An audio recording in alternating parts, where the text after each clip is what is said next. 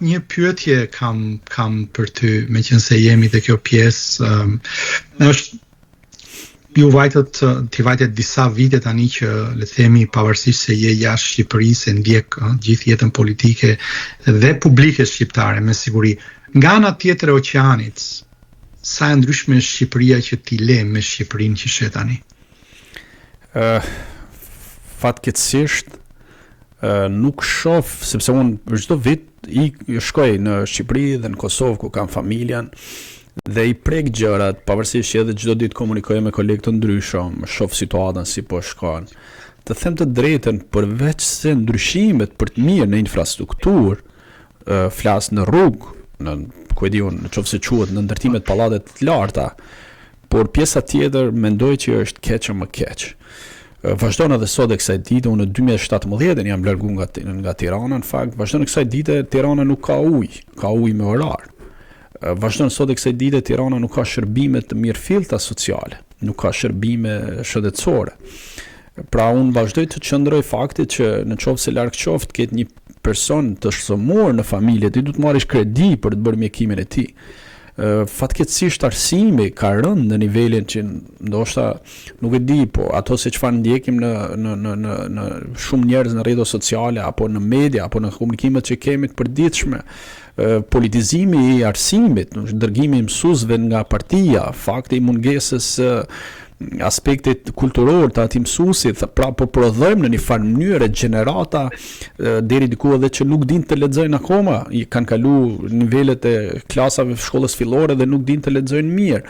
Pra nuk e shoh që po ndërtohet diçka përveç propagandës për cilën qeveria fatkeqësisht ose është një nga qeveritë të cilat luan shumë me propagandën dhe me PR-in. Por të them të drejtën nuk shoh në një ndryshim pozitiv. Nuk jam, ndoshta edhe nga profesioni, na ka bërë që të jemi dyshues për çdo gjë, por realiteti ky është. Në Tiranë ndërtimet e larta po bëhen nga personazh të krimit organizuar, po marrin statusin e investitorëve strategjik dhe po kamuflohen me emrin e biznesit. Pra, shumë gjëra, ndoshta turizmi thonë është rritur, por nuk ka shërbime. Unë vetë kam qenë pushime dhe kam shku në Shqipëri, le për të dëshiruar shërbimi, sjellja në njerëzve në rrugë. Mund të shkel njeri në vija të bardha, nuk ka fare diskutim të sharën dhe të del të nxjerr kokën nga dritarja, thot pse kalon në vija të bardha, nuk po shef që po kaloj unë. Pra ka shumë probleme të tilla që mendoj fatkeqësisht unë nuk i shoh gjërat, po themi, unë i shoh ashtu siç janë dhe ashtu siç mendoj dhe i gjykoj shumë ftoft nga këtu ku jam, sepse se sa të isha në Shqipëri për shkak të emocionit të përditshëm edhe harron. Kështu që fatkeqësisht nuk shoh ndonjë ndryshim për të mirë në Shqipëri dhe nuk jam pishman pse u jam larguar, kuptohet, pasi fitova loterinë amerikane. Faleminderit, absolutisht si heq asnjë presje.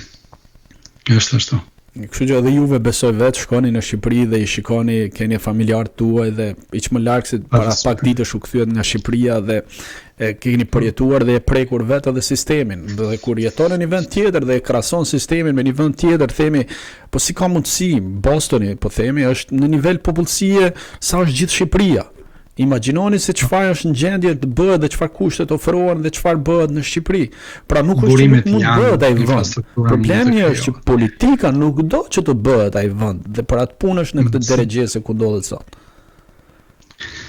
Po, absolutisht. Jo vetëm politika, ka shumë faktorë aty, qoftë krimi i organizuar edhe mundësia që ne folëm me gjithë këtyre personazheve, sidomos të krimit organizuar, që ata të kenë dhe manovrim dhe fushë të lirë veprimi. Kështu që fatkeqësisht kjo është. Dhe unë për atë shoh që pak më skeptik edhe në lidhje me funksionimin e institucioneve të reja të drejtësisë, të cilët mendoj që nuk janë duke bërë atë sa duhet për të bërë. Por gjithsesi, Klodi, shumë faleminderit. Uroj dhe shpresoj që të takohemi qoftë këtej apo qoftë vi unë ande nga Kanadaja.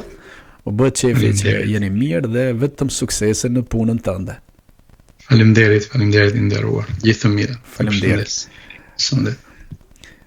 Miq, ky ishte episodi i radhës. Faleminderit që na ndoqët dhe mos harroni të na ndiqni në YouTube në kanalin Mashqip me Flamur Vezaj, si dhe në rrjetet sociale.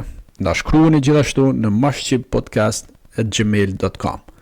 Së shpejti do t'ju prezantojmë edhe median tonë online mashqip.com.